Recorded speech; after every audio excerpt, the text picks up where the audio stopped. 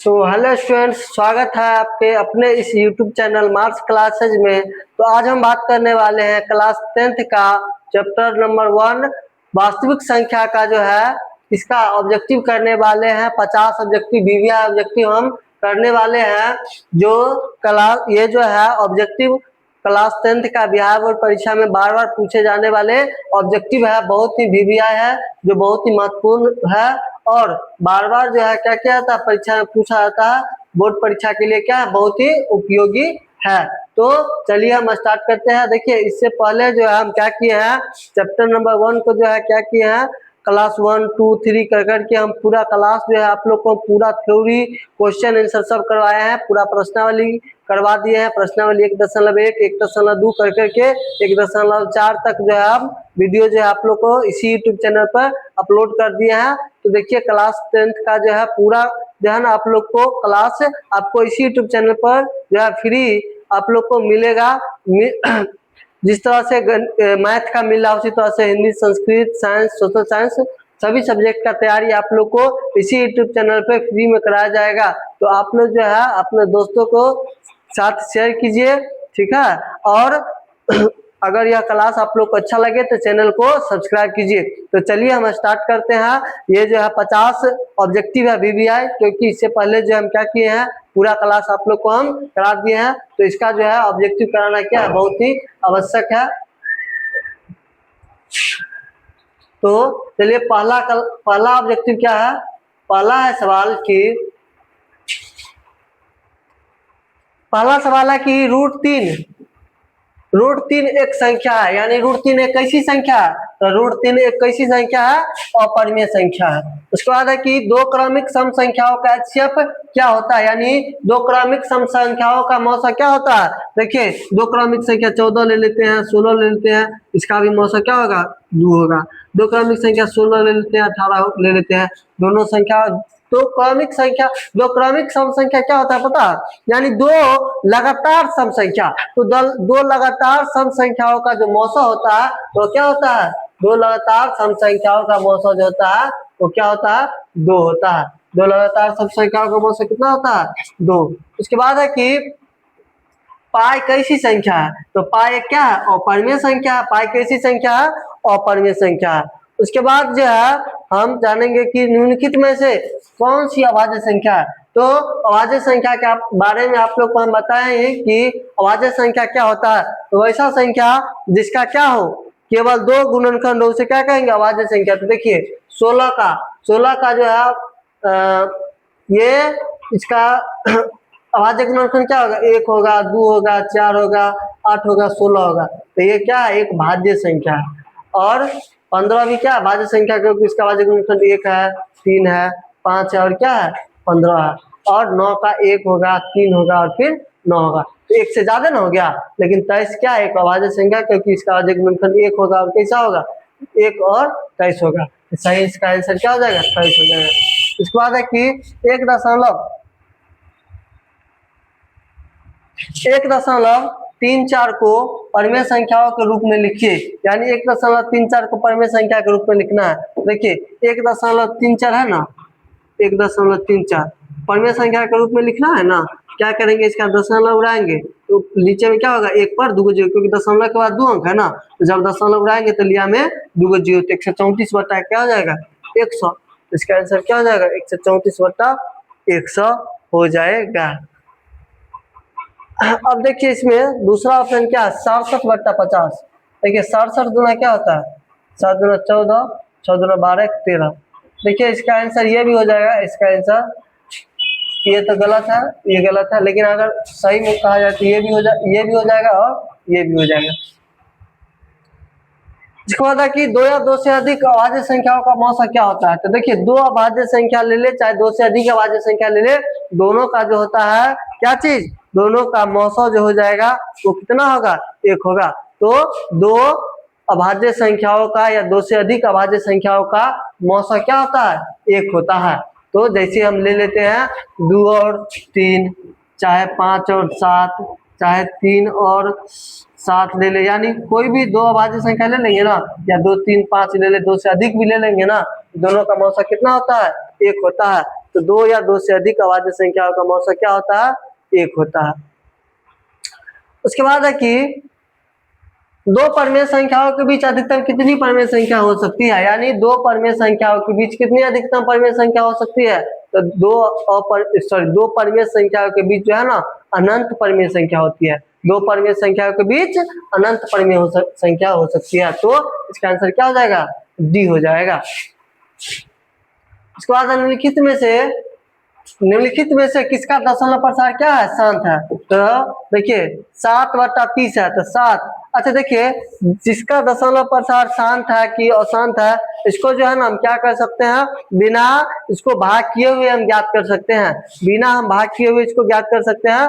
देखिए इसके लिए क्या करेंगे, जैसे ऊपर में कोई भी संख्या थी, नीचे में क्या होना चाहिए, 2 के पावर m गुने 5 के पावर n के रूप में रहेगा ना, तो ये हो जाएगा क्या, शांत दशमलव। ठीक है, इसका दशमलव प्रसार शांत होगा। लेकिन 2 और 5 के अलावा अगर कोई भी संख्या आ गया, 7 आ जाए, चाहे 3 आ जाए, चाहे क्या हो जाए, 9 नहीं, क्या आ जाएगा,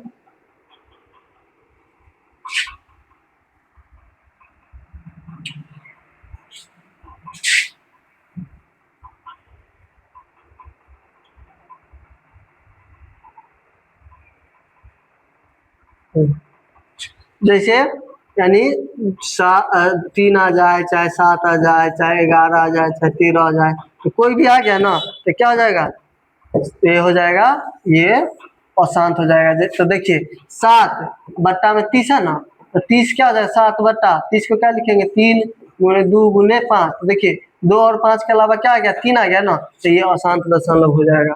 उसके बाद 9/16, 16 को लिखेंगे 2 के पावर 4, तो 2 और 5 केवल 2 के पावर 4 है ना, तो ये हो जाएगा शांत। तो सही आंसर यही होगा। देखिए 28 2 गुणे 2 गुणे 7, तो 2 और 5 के अलावा 7 आ गया, तो ये भी अशांत हो जाएगा। तो देखिए 21 को लिखेंगे 3 गुणे 7, तो ये क्या हो जाएगा, 2 और 5 के अलावा 3 और 7 आ गया, तो ये भी क्या हो जाएगा, ये भी हो जाएगा अशांत दशमलव। उसके बाद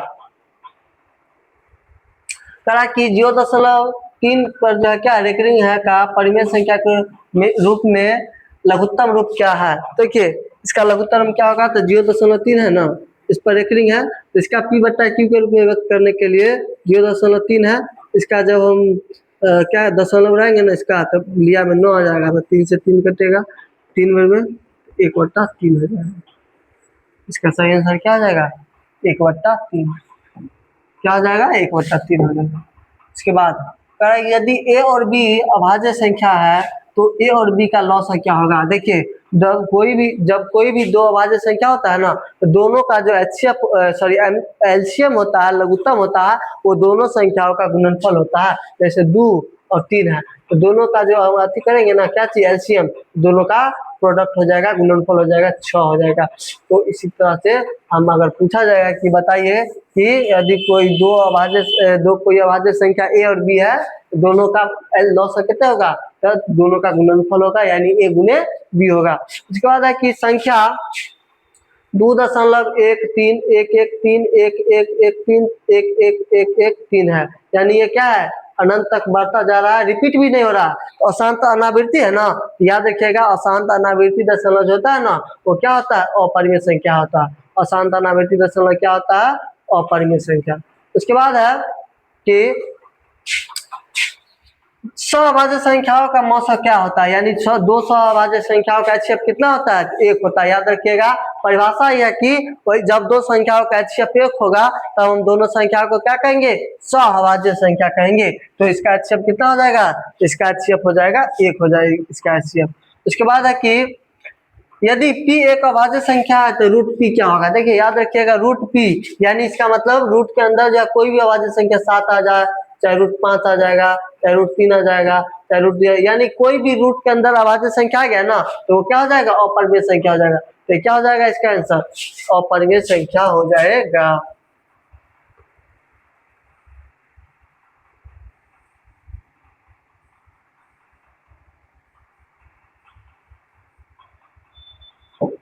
उसके बाद है, तो इसका आंसर क्या हो जाएगा, अपरिमेय संख्या। उसके बाद निम्नलिखित में कौन सी परिमेय संख्या है, यानी परिमेय संख्या कौन है, तो रूट 5 अपरिमेय संख्या है। 2√3 अपरिमेय संख्या है और ये भी अपरिमेय संख्या, तो इसका आंसर क्या हो जाएगा √16, क्योंकि √16 जब रूट से बाहर निकलेगा तो क्या हो जाएगा 4, तो ये क्या है एक परिमेय संख्या है। उसके बाद एक बात कह रहा है कि 6, 8 और 12 का लौसा और मौसा का अनुपात कितना होगा। तो 6, 8 और 12 का लौसा और मौसा का अनुपात पूछा है ना। देखिए 6, 8 और 12 का 12 नहीं सॉरी 22 है ना, 22 का लौसा पहले निकालेंगे तो ऊपर में लौसा लिखेंगे, नीचे मौसा, दोनों का लौसा कितना होगा। देखिए इसका लौसा कितना होगा 6, 8 और 22 का लौसा निकालिए। दूसरे करेंगे 2 तिया 6, 2 चौक 8 और 11, इसका गुना करेंगे 2 तिया 6, 24, 24 को 11 से गुना करेंगे कितने हो जाएगा 264, 264 बट्टा में अनुपात में पूछ रहा है, बट्टा में मौसा। देखिए सब में 2 कॉमन है ना, तो हो जाएगा इसका मौसा कितना हो जाएगा 2 से काटेंगे तो यहाँ 1, यहाँ हो जाएगा 132, तो 132 अनुपात 1 हो जाएगा इसका आंसर। इसके बाद करा कि दो संख्याओं का गुणनफल 8670 है और उनका मौसा 17 है, तो उनका लौसा ज्ञात करें। यानी जब दो संख्याओं का गुणनफल दिया है तो मौसा भी दिया है, तो लौसा ज्ञात करना है, तो हम इसके लिए क्या करेंगे। तो देखिए इसके लिए एक फॉर्मूला बताए हुए हैं क्या, कि दोनों संख्याओं का गुणनफल दिया रहेगा ना, बट्टा में अगर मौसा दिया है तो मौसा को नीचे में रख दीजिए, समझ गए, आराम से लौसा निकल जाएगा, एलसीएम निकल जाएगा। तो देखिए सबसे पहले दोनों संख्याओं का गुणनफल कितना दिया 8670 बट्टा में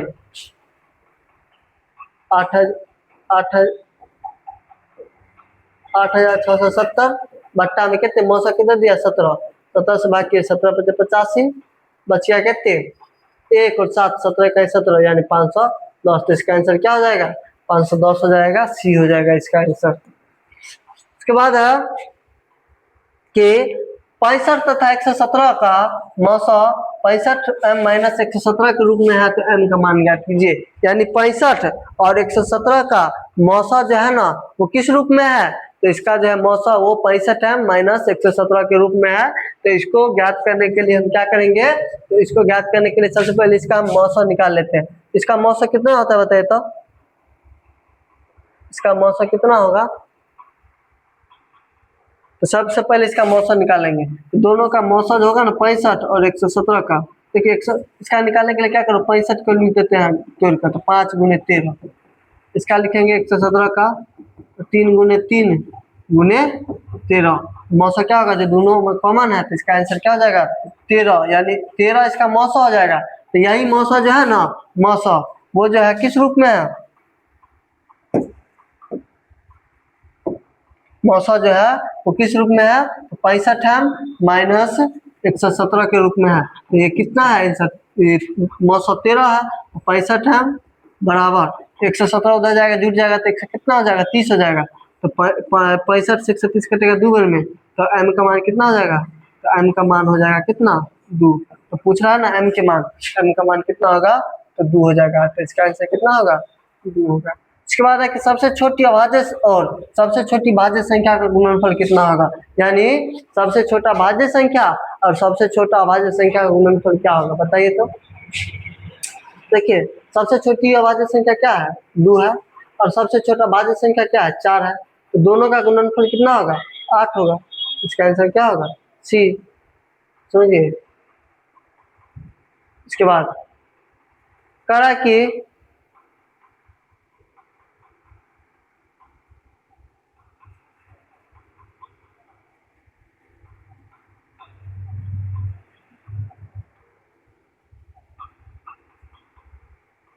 इसके बाद है कि 19 नंबर सवाल कि यदि P और Q दो अभाज्य संख्या है तो उसका मौसा, याद रखिएगा कि दो अभाज्य संख्याओं का मौसा 2, 3 रहे 5, 7 रहे, यानी दो अभाज्य संख्याओं का मौसा क्या होता है 1 होता है। दो अभाज्य संख्याओं का मौसा कितना होता है 1।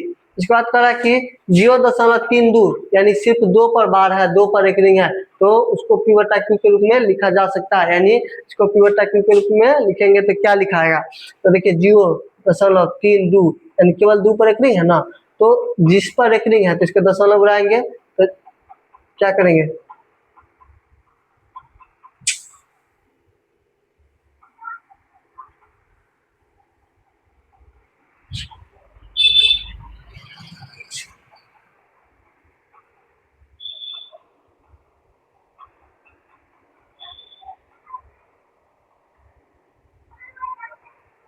देखिए 0.32 है ना, यानी केवल 2 पर एक रिंग है, तो जब इसका दशमलव उड़ाएंगे ना तो हो जाएगा 32 में से जिस पर एक रिंग नहीं है तो घटा दो, तो 3 बट्टा में एगो पर एक रिंग है तो एगो 9, एगो पर एक रिंग नहीं है दशमलव के बाद एगो 0, तो 32 में से 3 जाएगा तो 9 सॉरी 29 बट्टा में 90, तो इसका आंसर क्या होगा 29 बट्टा में 90।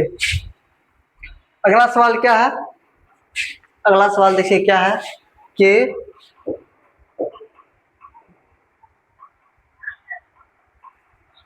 अगला सवाल है कि 5, 15 और 20 का लॉस और मौसक अनुपात, तो 5, 15 और 20 इसका लॉस कितना होगा, इसका लॉस हो जाएगा इसका निकालेंगे लॉस कितना होगा बताइए, 60 हो जाएगा। कैसे, तो देखिए इसका लॉस निकालते हैं 5 से, 5 इकाई 5, 5 या 15, 5 का 20, 5 हो जाएगा क्या, सॉरी यहाँ पे 1 होगा ना, तो 5 इसका होगा 5 गुने 3 गुने 4, 5 या 15 चौका 60, तो ऊपर में हो जाएगा लॉस बट्टा में मौसौ क्या होगा, 100 में 5 कॉमन है ना, बट्टा में 5 काटेंगे 12 में हो जाएगा 12:1, इसका आंसर क्या हो जाएगा, डी हो जाएगा 12:1।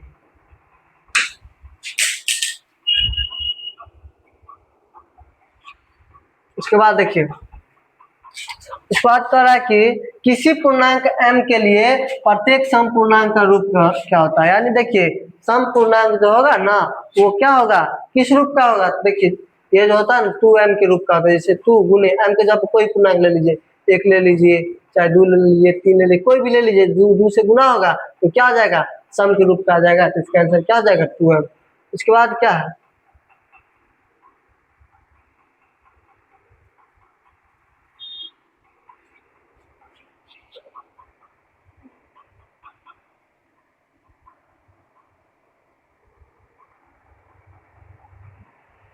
उसके बाद है कि किसी पूर्णांक q के लिए प्रत्येक विषम पूर्णांक का रूप होता है। देखिए ये तो होगा नहीं, क्योंकि q के जब मान लीजिए 2 आ जाएगा तो सम हो जाएगा, ये भी नहीं होगा, क्या पता है, क्योंकि अगर हम q के जगह पे 1 रख देते हैं तो क्या हो जाएगा, ये सम आ जाएगा, इसीलिए ये नहीं होगा। ये भी नहीं होगा क्योंकि q के जगह पे 1 रख लेते हैं 2 रख देते हैं तो ये भी सम हो जाएगा। ये होगा क्योंकि एक जगह पे कुछ भी रख देते हैं 2 से गुना हो जाएगा तो सम ही होगा, और फिर जब इसमें 1 जुट जाएगा तो क्या हो जाएगा, विषम हो जाएगा। इसका आंसर क्या हो जाएगा, इसका आंसर जो हो जाएगा वो हो जाएगा क्या, डी। चार्ट कर रहा है कि निम्नलिखित में से कौन सा कथन क्या है, सत्य है, कौन सा कथन सत्य है, तो देखिए कह रहा है 2 अपरिमेय संख्याओं का गुणनफल हमेशा अपरिमेय होता है, नहीं गलत है, क्या पता है, क्योंकि मान लीजिए √3 ले लेते हैं और फिर √3 ले लेते हैं तो जो दोनों का गुना करेंगे तो क्या आएगा, 3 आएगा, जो कि क्या है परिमेय संख्या है, तो ये कहना क्या है, बिल्कुल गलत है। उसके बाद यदि एक परिमेय और व एक अपरिमेय संख्या का गुणनफल हमेशा एक परिमेय होता है, ये सही है, ठीक है। देखिए उसके बाद 2 अपरिमेय संख्याओं का जोड़ हमेशा अपरिमेय होता है, ये गलत है, परिमेय संख्या जोड़ेंगे तो परिमेय ना आएगा, अपरिमेय कैसे आएगा, ये तो होगा। इसका आंसर क्या हो जाएगा, ये, क्योंकि देखिए 2 एक परिमेय है और फिर √3 से गुना कर देते हैं, क्योंकि ये अपरिमेय है, दोनों का क्या है गुणनफल, क्या कर रहा है, दोनों का गुणनफल जो है क्या आ जाएगा, 2√3, तो दो एक परिमेय और एक अपरिमेय संख्याओं का जो गुणनफल होता है क्या होता है, अपरिमेय होता है। उसके बाद कि यदि n एक प्राकृत संख्या है तो √n क्या होगा, तो देखिए तो ये जो है हमेशा प्राकृत नहीं होगा, क्योंकि देखिए यहाँ पे अगर मान लीजिए प्राकृत जगह पर 3 दे दिए n के जगह पे, तो ये तो बाहर नहीं निकलेगा, तो ये प्राकृत नहीं होगा, हमेशा अपरिमेय भी नहीं होगा, क्या पता है, क्योंकि अगर मान लीजिए अगर अंदर 4 दे देंगे तो बाहर निकल के 2 हो जाएगा ना, तो हमेशा अपरिमेय भी नहीं होगा। उसके बाद हमेशा अपरिमेय भी नहीं होगा, क्या है, क्योंकि अगर रूट के अंदर 5 रख दिए तो बाहर निकलेगा ही नहीं, तो अपरिमेय हो जाएगा। तो कभी प्राकृत संख्या तो कभी अपरिमेय संख्या, जैसे अगर हम 4 रख दिए तो प्राकृत आ गया, और मान लीजिए कभी 5 रख दिए तो अपरिमेय आ गया, तो कभी प्राकृत संख्या होगा तो कभी क्या हो जाएगा, अपरिमेय संख्या हो जाएगा। उसके बाद क्या है कि वृत्ताकार पथ पर 3 धावक एक ही स्थान से दौड़ना शुरू करते हैं तो चक्कर लगाने में क्रमशः 1 घंटे, 3 घंटे तथा 5 घंटे लगता है, तो पुनः मिलने का समय, यानी तीनों धावक जो है ना फिर से कम मिलेंगे। इसको निकालने के लिए क्या करना है पता है, तीनों का जो है ना एलसीएम निकाल देना है। क्या करना है, एलसीएम निकालना है। 1, 3 और 5 का एलसीएम क्या होगा, तो सबको गुना कर दो एक दूसरे से, क्या हो जाएगा 5, 15। तो ये तीनों जो है कितना देर के बाद एक मिलेंगे एक साथ, तो 15 घंटा के बाद मिलेंगे। इसके बाद एक वृत्ताकार पथ पर 3 धावक एक ही स्थान से दौड़ना शुरू करते हैं तो चक्कर लगाने में कम से 3 घंटे, 4 घंटे और 8 घंटे लगते हैं, तो पुनः कम मिलेंगे। तो वही एलसीएम निकालेंगे किसका, 3, 4 और 8 का एलसीएम निकाल लेंगे। 2 से लगाएंगे हो जाएगा 3, 2, 4, फिर 2 से लगाएंगे 3, 1 और 2। इसका एलसीएम कितना हो जाएगा, 2 गुने 2 गुने 3 गुने 2, तो 2 दूना 4, 12 दूना 24, यानी जो है ना ये 24 घंटा के बाद जो है क्या करेंगे, फिर से मिलेंगे। इसका आंसर क्या हो जाएगा, 24 घंटा। इसके बाद है कि 11/25 का दशमलव प्रसार कैसा होगा। 11/25 का दशमलव प्रसार कैसा होगा, तो पता है ना, दशमलव प्रसार अगर हर में 2 के पावर m गुने 5 के पावर n के रूप का है तो इसका दशमलव प्रसार क्या होगा, इसका दशमलव प्रसार शांत होगा।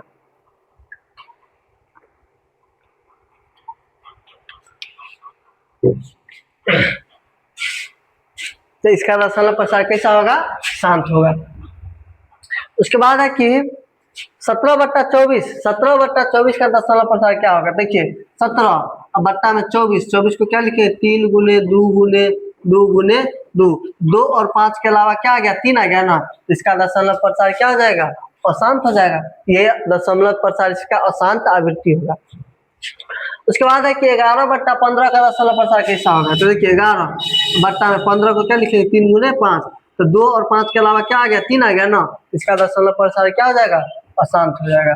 इसके बाद है कि निम्नलिखित में कौन अपरिमेय संख्या है। देखिए √64 बट्टा √36, ये बाहर निकलेगा तो 8 बट्टा में 6 हो जाएगा, तो ये परिमेय है, ये नहीं होगा। √81 बाहर निकलेगा तो 9 होगा, ये परिमेय हो जाएगा। और देखिए तो ये जो है ना √49 बट्टा 9, तो 49 बाहर निकलेगा तो 7 और 9 बाहर निकलेगा तो 3, ये भी परिमेय है। ये हो जाएगा क्या, अपरिमेय संख्या। इसका आंसर क्या है, क्योंकि रूट के अंदर 2.5 बाहर निकलेगा तो क्या होगा,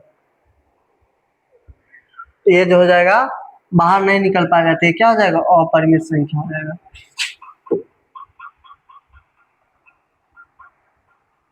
इसके बाद है √2 एक कौन सी संख्या है, तो √2 एक क्या है, एक अपरिमेय संख्या है। √2 कैसी संख्या, अपरिमेय। उसके बाद कि दो संख्याओं का मौसा 25 है तथा लौसा 50 है, तो दोनों संख्याओं का गुणनफल क्या होगा। तो देखिए एक चीज पता है ना कि दोनों संख्याओं का गुणनफल बराबर होता है एलसीएम गुने एचसीएफ। यहाँ पे मौसा जो है 25 दिया है और लौसा 50 दिया है, दोनों संख्या का गुणनफल क्या होगा, तो दोनों संख्याओं का गुणनफल क्या हो जाएगा, तो ये एलसीएम और एचसीएफ का गुणनफल, तो 25 और 50 का गुना कर देंगे, 25 25 125 और 0 1250, इसका आंसर क्या हो जाएगा, 1250 हो जाएगा। इसके बाद निम्नलिखित में कौन अभाज्य संख्या है। देखिए 8 तो भाज्य संख्या, ये होगा नहीं। 9 भी भाज्य संख्या, ये होगा नहीं। 11 एक अभाज्य संख्या, 15 भी क्या है, भाज्य संख्या, ये और एक अभाज्य संख्या है। बताए ना अभाज्य संख्या के बारे में, जिसका अभाज्य गुणनफल क्या होगा, केवल 2 होगा, उसे अभाज्य संख्या कहेंगे। देखिए सब का अभाज्य गुणनफल 2 से अधिक होगा, सब का अभाज्य गुणनफल। इसके बाद कह रहा यूक्लिड विभाजन एल्गोरिथ्म दो धनात्मक पूर्णांकों के लिए निम्नलिखित में से किसे परिकलित करने का तकनीक है। तो देखिए क्या ये यूक्लिड विभाजन प्रमेयिका के द्वारा हम क्या करते हैं, बताइए तो यूक्लिड विभाजन प्रमेयिका के द्वारा हम क्या परिकलित करते हैं, यानी क्या चीज निकालते हैं, तो मौसा निकालते हैं, तो एचसीएफ निकालते हैं। इसके बाद कह रहा 3 + √3 और 3 - √3 का गुणनफल किस प्रकार की संख्या है। देखिए 3 + √3 का गुना करेंगे 3 - √3 के साथ, तो इसका गुणनफल किस प्रकार की संख्या। तो देखिए a + b × a - b हो जाएगा a² यानी 3 का स्क्वायर - √3 का स्क्वायर होगा ना, तो 3 का स्क्वायर 9 माइनस रूट 3 का स्क्वायर 3, तो 9 में से 3 घटेगा तो क्या हो जाएगा 6। तो 6 कैसी संख्या बताइए तो 6 एक परिमेय संख्या है ना, इसका आंसर क्या होगा एक परिमेय संख्या होगा। इसके बाद है कि प्रत्येक शांत दशमलव भिन्न किस प्रकार की संख्या का दशमलव रूप है। तो शांत दशमलव जो होता है ना वो क्या होता है एक परिमेय संख्या होता है, समझ गए। चलिए इसके बाद देखिए ये जो सवाल है x square minus 5x plus 14 बराबर 0 में x का मान होगा। देखिए हालांकि ये सवाल जो है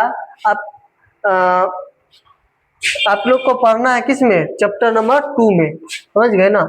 चैप्टर 2 में पढ़ना है कि इसका एक्स का मान कैसे निकालना है, समझ गए। लेकिन हालांकि आप लोग थोड़ा थोड़ा 9th पढ़ के आए हैं तब सवाल जब आया हुआ है। हालांकि देखिए ये सवाल इसलिए पूछा है पूर्णांक और भिन्न संख्या और अपरिमेय संख्या से रिलेटेड सवाल पूछ लिया है। तो चलिए देखते हैं क्या होगा बताइए।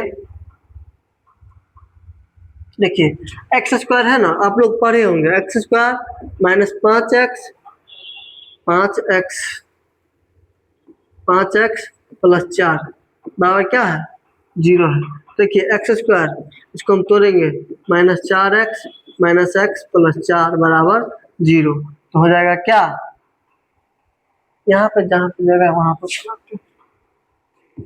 देखिए x square minus 5x plus 4 बराबर 0। देखिए एक्स स्क्वायर हुआ, इसको तोड़ेंगे तो 4x minus 4x minus x plus 4 बराबर 0।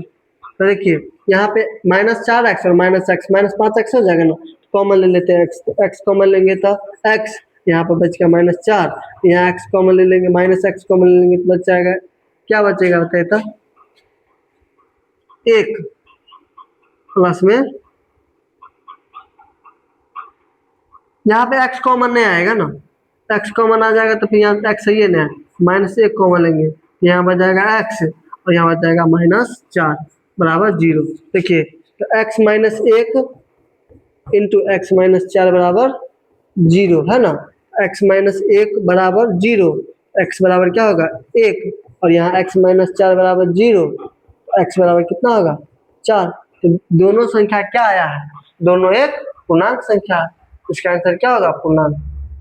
इसके बाद संख्या रेखा पर प्रत्येक बिंदु प्रदर्शित करता है। तो पता है ना संख्या रेखा पर जो है पता वैसा संख्या जिसे हम संख्या रेखा पर दर्शा सकते हैं उसे क्या कहेंगे वास्तविक संख्या। तो संख्या रेखा पर हम किसे दर्शाते हैं एक वास्तविक संख्या को, इसको एक वास्तविक संख्या को। इसके बाद है कि निम्नलिखित में से कौन सा भिन्न का दशमलव प्रसार शांत होगा। तो देखिए ध्यान से यहाँ पे देखिए 88 में जो है 11 आ गया ना तो ये अशांत होगा, हर का हम सिर्फ चेक करेंगे। देखिए 270 है ना तो 3 गुने 7 गुने 2 गुने 5 के रूप का होगा, समझ गए। तो ये भी क्या होगा अशांत होगा।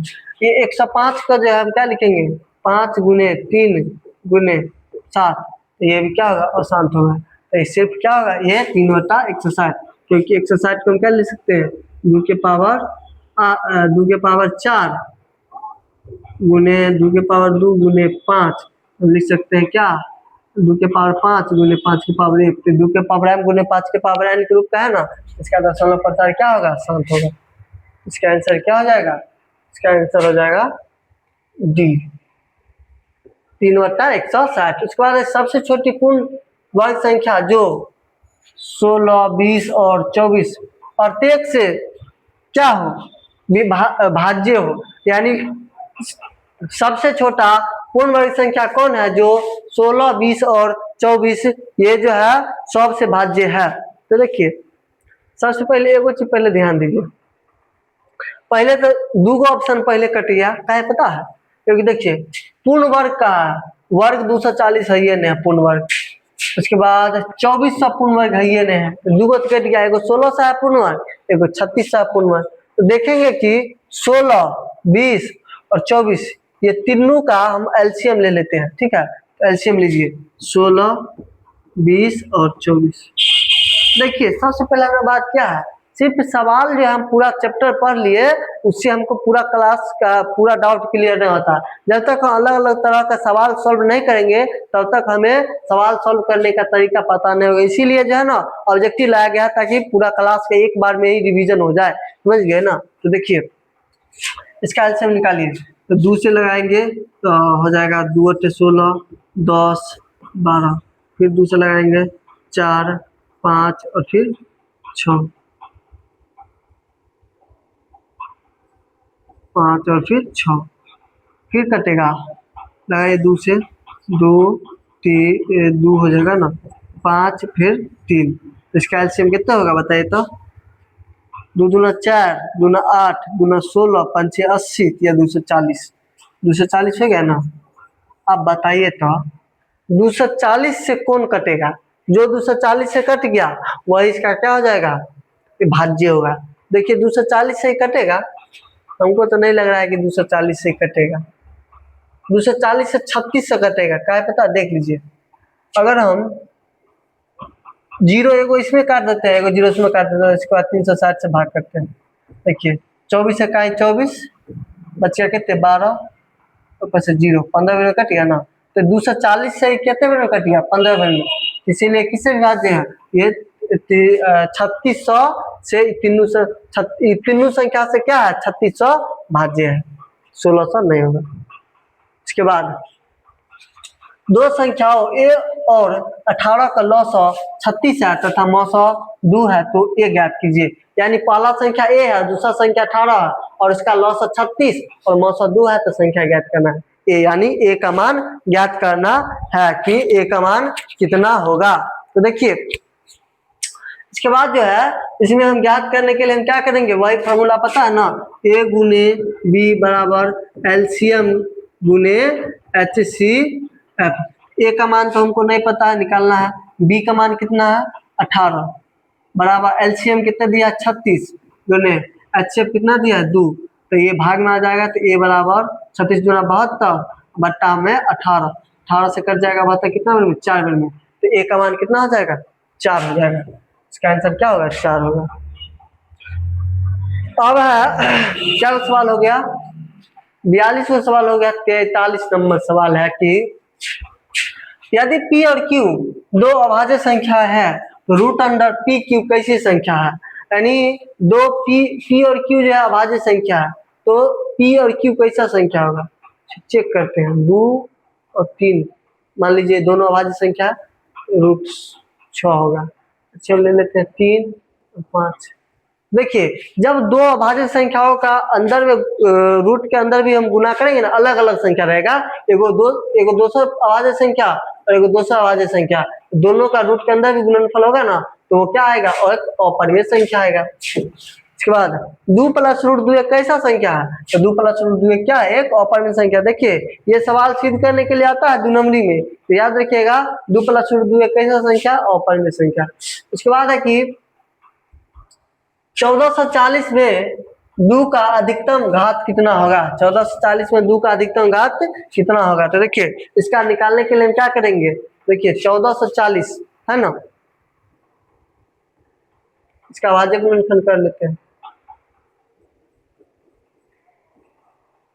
2 से लगाएंगे 720, फिर 2 से लगाएंगे तो 360, फिर 2 से लगाएंगे तो 180, फिर 2 से लगाएंगे तो 90, फिर 2 से लगाएंगे 45, और 2 से नहीं लगेगा 3 से तो 15, फिर 3 से लगेगा तो 5। देखिए पूछ रहा है कि 2 का घात कितना है, 1 2 3 4 5, 5 गो घात है, तो 2 का कितना घात होगा, 5 गो हो जाएगा, क्योंकि गुना करते तो उतना है। उसके बाद निम्नलिखित में कौन सा अपरिमेय संख्या है, तो देखिए √7 क्या है, अपरिमेय संख्या है।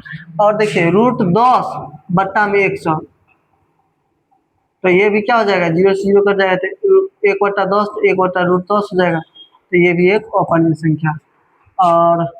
और देख लीजिए 2 √5 बट्टा में √5 है, √5 से √5 कट गया ना, 2 आ गया, तो 2 क्या है, परिमेय संख्या, तो इसका आंसर ये होगा।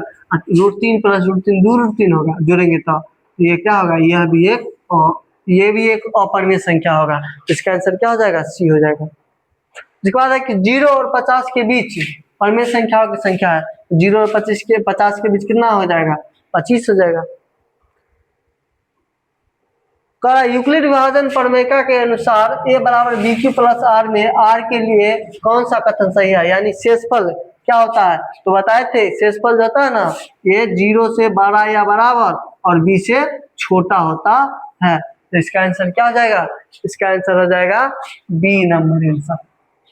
इसके बाद कहा कि 2.112111211121 किस प्रकार की संख्या है। बता नहीं, ये अशांत अनावृत्ति दशमलव है और अशांत अनावृत्ति दशमलव क्या होता है, एक अपरिमेय संख्या होता है।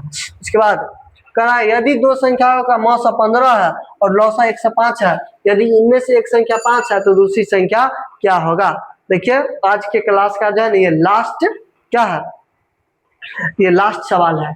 देखिए दो परिमेय संख्या है ना, दो परिमेय संख्याओं का मौसा इतना है, लौसा 105 है, पहला संख्या इतना है। तो देखिए a गुने b बराबर बताए थे ना एलसीएम गुने एचसीएफ होता है। तो पहला संख्या दिया है ना, पहला संख्या कितना दिया है 5, और दूसरा संख्या b निकालना है। एलसीएम कितना दिया है 105 गुने एचसीएफ कितना दिया है 15,